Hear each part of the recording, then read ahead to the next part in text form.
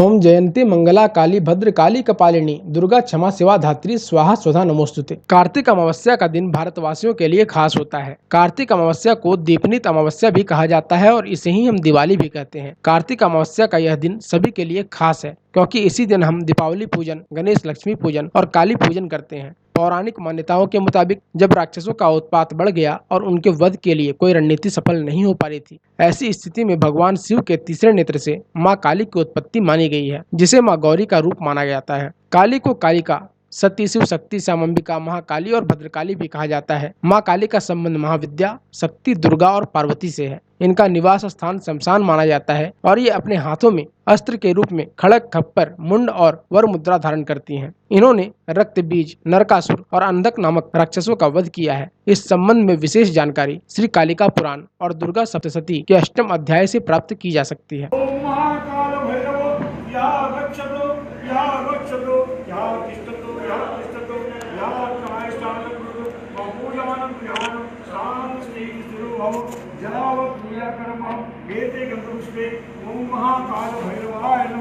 विभिन्न जनमाध्यमों से प्राप्त जानकारियों के मुताबिक मां काली की पूजा वर्ष में मुख्य रूप से 3 बार की जाती है, जिसमें नवरात्र, काली चौदस और कार्तिक अमावस्या के दिन। कार्तिक मास के कृष्ण पक्ष की चतुर्दशी तिथि को काली चौदस के रूप में मनाया जाता है। कार्तिक अमावस्या के मध्य रात्रि काली पूजन काफी रोचक होती है। इस दिन मुख्य रूप से मंदिरों और पंडालों में स्थापित प्रतिमाओं की पूजा देखने को मिलती है। इस अवसर पर विभिन्न रूप से मां काली की पूजा अर्चना की जाती है और मां काली के प्रांगण को आकर्षक रूप से सजाया जाता है। कार्तिक अमावस्या के दूसरे दिन हवन के साथ पूजा कर पूर्णाहुति की जाती है और गाजे बाजे के साथ पंडालों की प्रतिमाओं का विसर्जन जलाशयों में किया जाता है।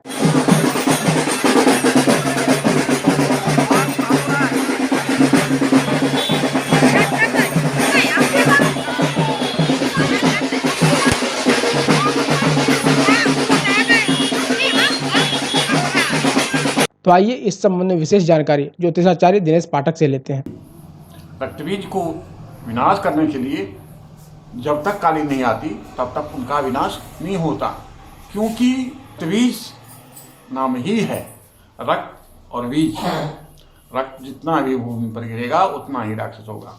काली के नहीं होने से काली अपने मुंह में जीवा पर लिए, इसलिए उनका काली इसलिए नाम पड़ा कि अमावस्या की अर्धरात्रि बहुत काली होती है और उस दिन चंद्रमा बिल्कुल दिखाई नहीं देता, जिसके चलते अमावस्या को ही उनकी पूजा होती है।